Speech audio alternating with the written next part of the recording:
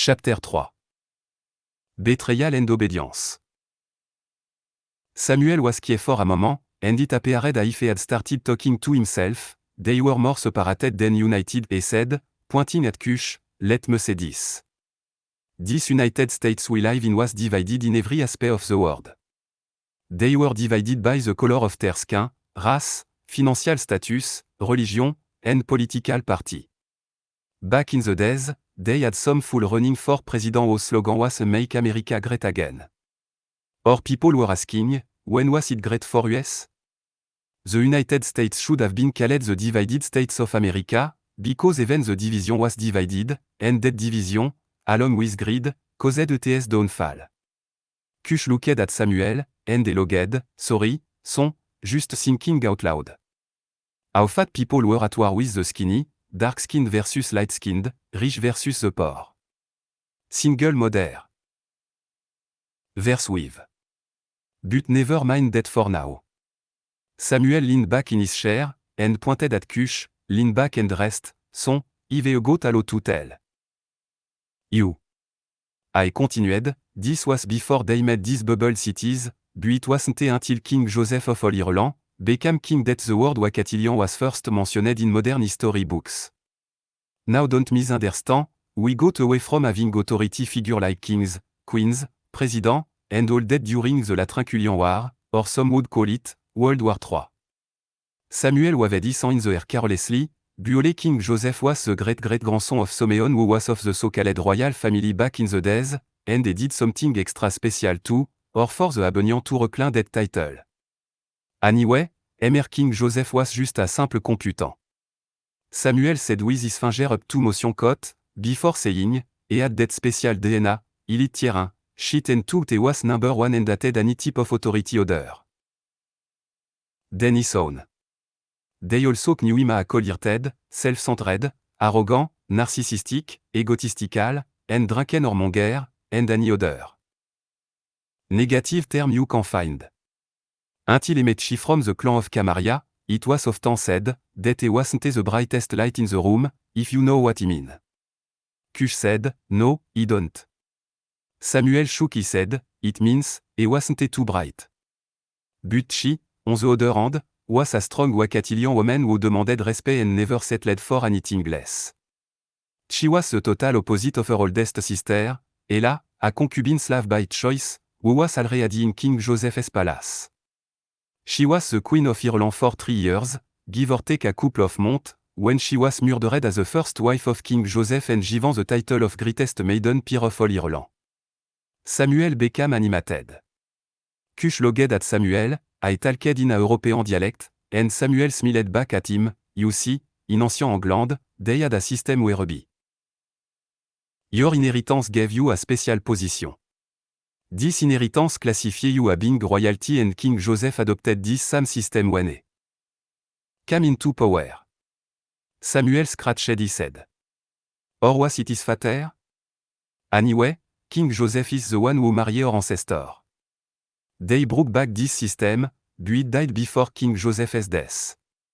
However, their marriage, and her execution made her a historical figure in the first political and religious upheaval that led to the Compluten's separation from Abenian authority and rule. She was the daughter of Shaka and his wife Lizzie. Lizzie was from Southern Ireland, a pro-descendant of the Twa tribe. She wasn't her real name. Her real name was Aneya, but everyone called her Chi. For future reference, you can call her Queen Aneya, the first. We'll get to the other two, later. Samuel posed, you see, back then, the Abenian, and everyone, saw Wacatillion a inferior and a nothing more than property. So, you can imagine how they felt. About Queen Chi, a Wacatillian woman who was now married to their king. Things were never easy for Queen Chi, she had to endure count attempts on her life, including an assassination attempt, by her own sister, Ella. Queen Chi had to be vigilant and on her toes at all times, but despite all the danger and difficulty, she remained a strong and influential leader. Cush listened intently to Samuel's story, fascinated by the rich history and the struggle that his ancestor had endured. As Samuel continued his tale, Kush felt a deep sense of pride in his heritage and the legacy of his people. He knew that the road ahead would not be easy, but he was inspired by the resilience and determination of his people, and he was ready to carry on their legacy of unity and equality for all people. Samuel pulled out his footstool and rested his leg. The story goes that King Joseph often made trips to southern Ireland to replenish his cabinet with fresh fruit, herb, homemade beers, and fine liquor. There, he met she and fell madly in love with her, not caring that she was Wakatilian. Because always, it was against the law to marry one. He could have had her as a slave, but he wanted her love. So, he began pursuing her, but she resisted his attempt to seduce her and she definitely refused to be Anyone's concubine, because her dream were to become an influential leader of her people. She rejected all his advancement and respectfully confronted the king. It soon became the one object of King Joseph's desire to change his Ormonger way, to marry she. Samuel posed. Let me stop right there. You can't make a into a wife.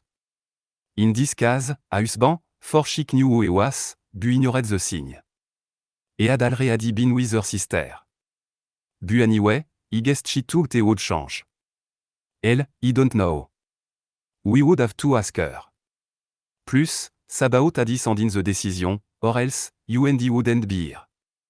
However, when it became clear to the Abenian Alpha 23, an elite Abenian who governed this section of the world, that King Joseph was trying to marry a Wakatilian, all hell broke loose.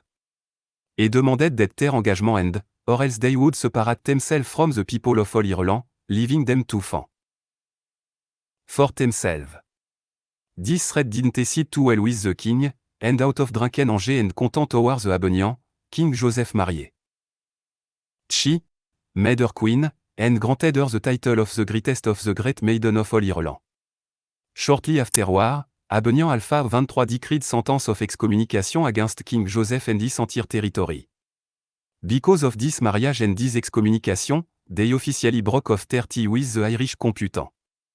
After being crowned Queen Chi of all Ireland, she gave birth to Queen Aneya, the first, almost a year later. Back then, men always wanted their firstborn to be boys, and her gender disappointed him. It did not entirely discourage him, for he said as son would surely follow and prove to love his daughter Aneya. Once the royal baby was born, Queen Evelyn, King Joseph's mother, along with governor and general of each Commonwealth nation, was informed along with the rest of the royal family and Chi's family as well. Many despised the so-called taboo or abomination, but feared the wrath of the king, but there was chaos in the street, by this time, because the people started feeling the effect of not having the Abenian's technology, or ETS advantage. Samuel stopped for a moment. Billy, can you explain this silly ASS, birth ceremony?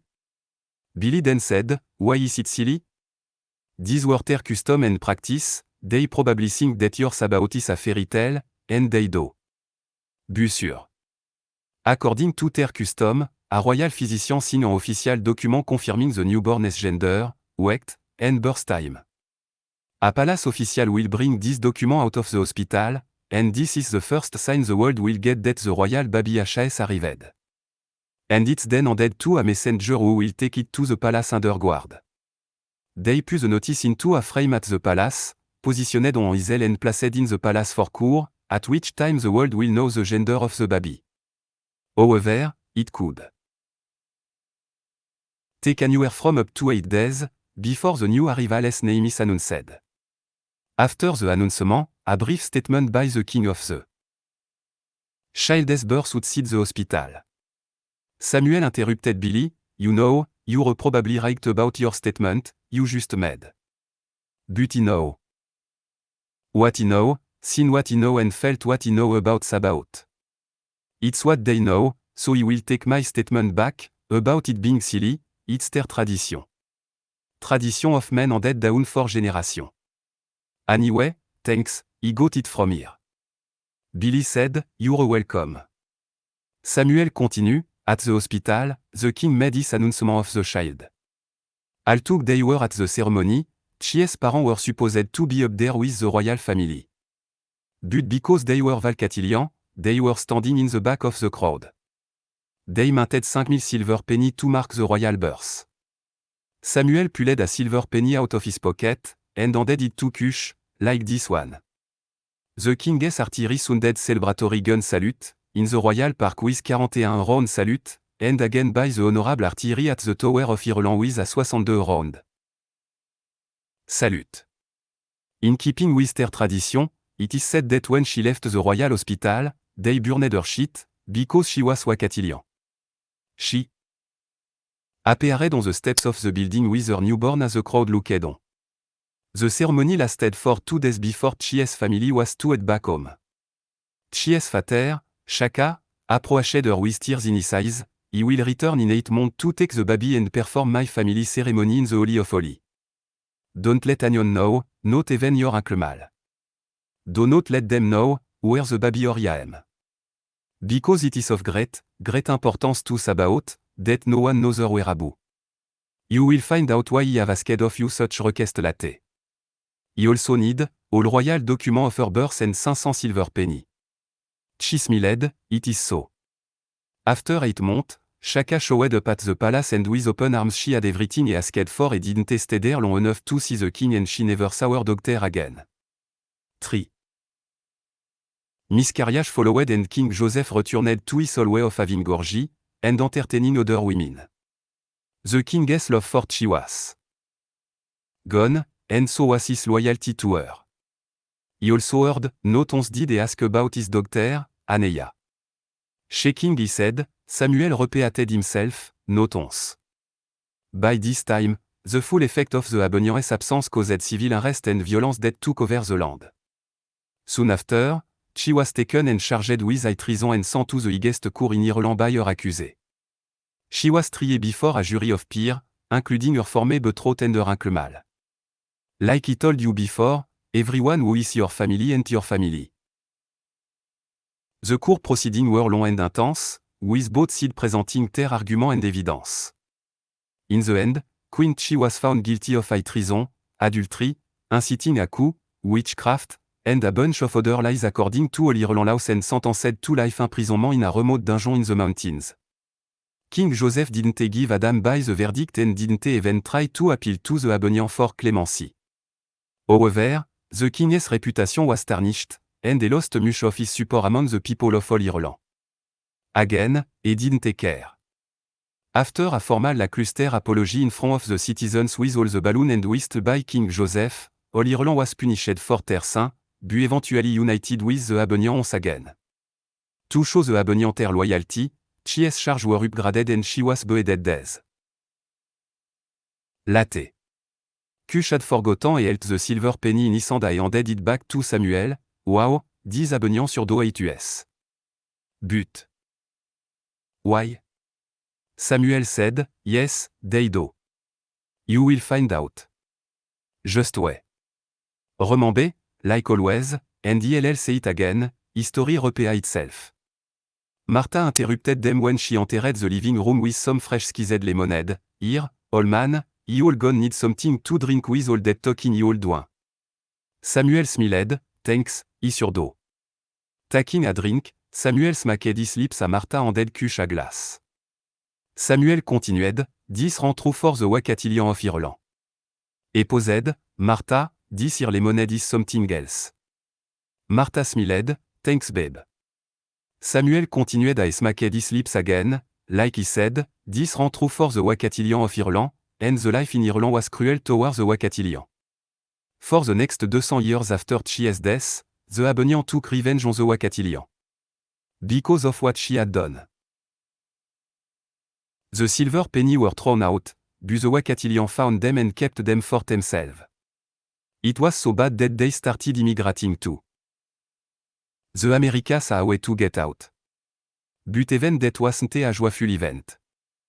Because they were Wakatilian, they could not travel the way the computant did. And on top of that, the computant started spreading rumors that they carried contagious disease. Computant irait desperate Anakata to ship them on all rusty naval ships à indenture servant to the Americas for the price of 1 year of servitude. It showed lucratively, the cost increased every year as these immigrants rushed to get out of the country. The first servant imported into the Americas were just a few hundred wacatillion promising to send for their relative afterwar. They referred to these laboré a servant, not a slave, because many agreed to work for land and rights. Little did they know, it was just empty promise and straight up lies. Samuel continued, indenture servant were slave at has always been since the 1600s. And let's not forget what happened to Libya, after the murder of Muammar al-Gaddafi. Slavery applied to any person bought and sold, chained and abused, whether for a year, a decade or a lifetime. Over the years, many wacatillion died long before their indenture service ended. Those who did make it, were denied their freedom. Do you think the justice system would have helped them? There was no justice system, no court of law, just 10-1. Who would back them when their owners failed to deliver on their promise? The Abonian? I don't think so. Millions of so-called convicts, beggars, homel and other undesirable wacatillion were transported to the Americas against their will on slave ships, once that money got good to the Anakata, it was a free for all those slaves who volunteered did so only because they knew their future in Ireland would be more poverty, disease and oppression. From the Computant and the Abonian because of Chi or Aneya, the first. They were stuck on Iceland with nowhere to go, America became their dream. These ships were a repair of the trans-American slave trade. They were so crowded and in terrible condition that many died on their way to the Americas. Even as the ships were docking, they soon learned that living in America would be a battle for survival. Millions of runners, usually large group of greedy men, swarmed aboard the ship before they could dock, grabbing them and forcing them to tenement houses. They then would charge en outrage fait for their service. Some of them had to settle in the port they arrived in, begging on every street corner. Samuel posed I finished his lemonade, unfamiliar with plumbing and running water, let alone technology. These living conditions, bread. Sickness and premature death. They estimated that 75% of all infants born to the Irish wacatillion immigrant died. They were ridiculed for how they dressed, for being poor, and illiterate. Instead of apologizing for themselves, they soon united and took offense. They often met insult or intimidation with violence. Solidarity was their strength. They helped one another survive this life. They prayed and drank together.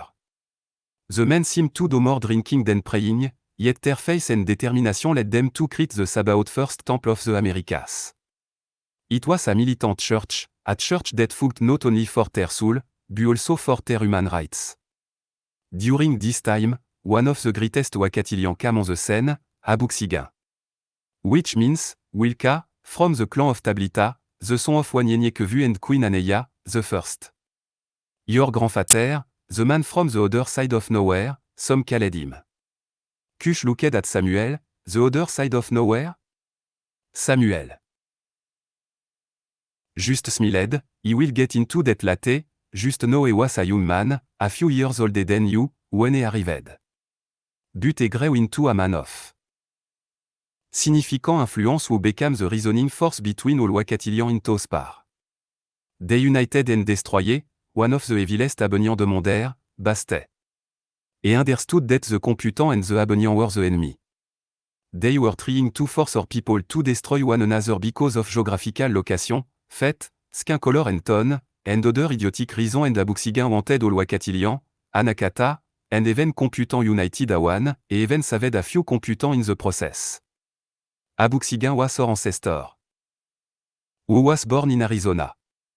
He knew first about the separation and destruction of wacatillion because his father, Wanyenyekevu, talked him about his history and different culture a whole.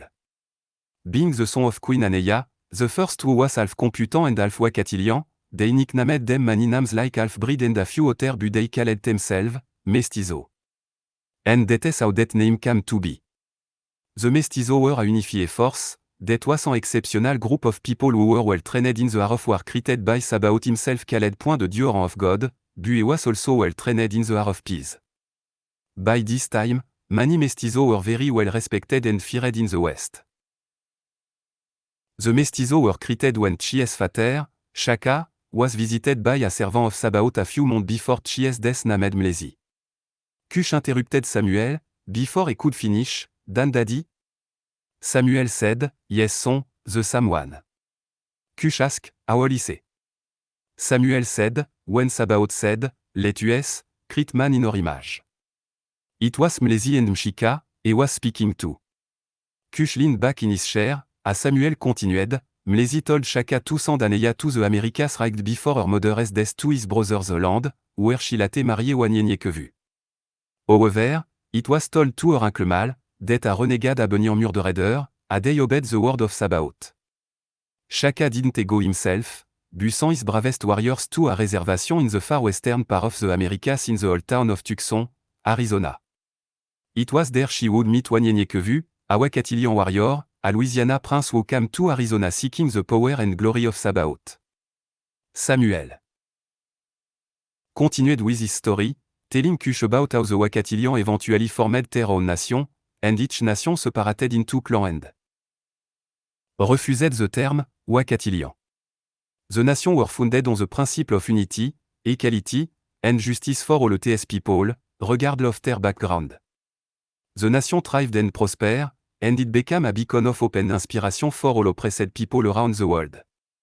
Samuel looked at Cush and saw that his eyes were becoming heavy, that is enough for today, and if you got off track, anyway, go get you some rest, and we will continue tomorrow.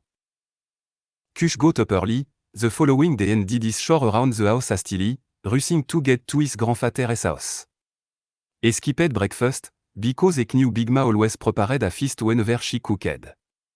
He ran to his grandfather's house less than a quarter of a mile, until he saw the front door. There was a 6-foot-high fence that ran along the pathway. He saw Gemini standing there staring at him. Smiling and waving, good morning Gemini. The horse stomped his hoof into the ground and shook his head. Cush was excited and smiled as he got closer to his grandfather's door. Samuel's stories were so vivid and clear to Cush, as if he could see the character in real life and in real time. Knocking on the door, he was met by his little cousin, Cliff, nicknamed Sweet, and Ron, whose nickname was Baby Bru. Cliff was 5 years old and the oldest.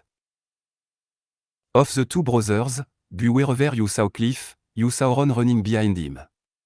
Cliff had the door cracked open and a delicious aroma came rushing out that had Cush's mouth watering. Ron throws open the door the rest of the way, standing in the middle of the doorway, half dressed. What you want, said Ron, blocking Cush from entering the house. It's Cush, shouted Cliff. Little boy, get in here with no clothing. It was Mama Sook, Big Ma's best friend, grabbing Ron by the hand and moved him out of the way. Good morning Mama Sook. Cush said. Mama Sook smiled, good morning child. A loud voice came out of the kitchen, Sweet. What he done told you about opening that tear door? Sook, bring that naked ass boy here. I'm so tired of telling that boy the same thing. Hearing Big Ma's voice in a stern voice, who is at that door, this time of the morning? Cush shoo, morning Big Ma, it's me. Recognizing his voice, Big Ma shoo, oh, hey Cush, I forgo you and Samuel were talking. Get Baby Bru, and you and Sweet come on in and wash up. Breakfast will be ready in about 10 minutes. Samuel was at the table drinking coffee and listening to some recording, he paused the recording, good morning Cush. Cush smiled, morning Dan Daddy. Samuel smiled back, sit down, and drink a cup of coffee with me. Big Ma overheard the conversation, Samuel. Don't you give that boy no coffee. He'll be running around here, like a chicken with the TS head cut off. Samuel winked at Cush, Ushiofus, he ain't gonna give that boy no coffee, I secretly poured a little coffee in his sauce and passed it to Cush, saying, a little coffee ain't never hurt nobody. Samuel smiled at Cush, I called out, Baby Bru. Come mare. Ron came running in, Samuel took a long drag from his favorite King Edward cigar, that was resting in an ashtray and blowing the smoke into Ron's ear. Your ear is on fire, Baby Bru look. Samuel said I showed Ron a small mirror. Ron ran out screaming and logging. Big Ma then yelled out, you'll come get some teeth. A word used in this par that meant, something to it. As soon as she spoke those words, the entire house seemed to shake a crowd from out of nowhere, came rushing in from every direction. The youngest sat on the floor with her back against the cabinet, making a pass for people to pass through. The oldest sat at the table, and Samuel walked out a big man-handed Emma. Platt, go get your plate and meet me in my study. Samuel told Cush. Samuel pulled out a stand for Cush to eat on and Cush placed his plate on the stand and they said grass. Cush looked at his plate and didn't know where to start. Eggs, bacon, deer sausage, gris, homemade biscuits, and a glass of fresh squeezed orange juice. The entire house was quiet, all one could hear was the sound of spoon and fork hitting the plate and glass being placed back on the table or floor. After they ate, Samuel gave Cush his plate, take this to the kitchen, tell your grandmother, thanks, and hurry back. Cush rushed back and took a seat in Samuel's favorite chair as Samuel sat on the small love seat talking for a bit everyone had short to do, from the youngest to the oldest. Their duty included washing the dish, cleaning the garden, feeding the animal, and washing clothes. The eldest homeschooled the youngest, then Cush said nervously, Dan Daddy, I have that poem for you. Samuel looked up at Cush, you just now telling me? Well, go ahead. Cush smiled, he was waiting for my cousin to get gone. Cush cleared his throat. Got this strange feeling. It feel if many folk think that God is some big ole giant white man, sitting on a throne. That alone is a hoax, for his spirit and truth. You got him judging your every move, a heart man, who calls himself God, that calls himself love. My God search the heart. My God cradle his love for you. What is the true definition of love? What is this? That you've been told, who told you these lies? That many don't believe in God. No, they don't believe in him because of this. He got some good news for ya. That is not the truth for ya. Close your eyes. Do it right now, close your eyes, go back in time. When you want to see a granddaddy. Papa Joe, or Old Man Amp. You know his name, you know their names your grandfather. God is like your grandfather, God is like granddaddy, Papa Joe, and Old Man Amp. He love you, and you feel his love. It's not artificial or GMO. He'll tell you, watch yourself. Be careful he'll tell you the truth about yourself, like no one else. He'll tell you, he wouldn't do that if he were you. Or simply, no. If we listen to his voice, of course, God is like your grandfather. The girls get special privilege and treated like queens, you know what I mean. The boys get to do things that the girls can do, and neither mother nor father has a word to say. Your grandfather is talking, and they are listening. God is like a grandfather. You feel the love, you feel the pain from the punishment that you gain. Your grandfather is a good example. It is a plan a can be. Easy for you to see what God's love is meant to be. Cause God is like your grandfather.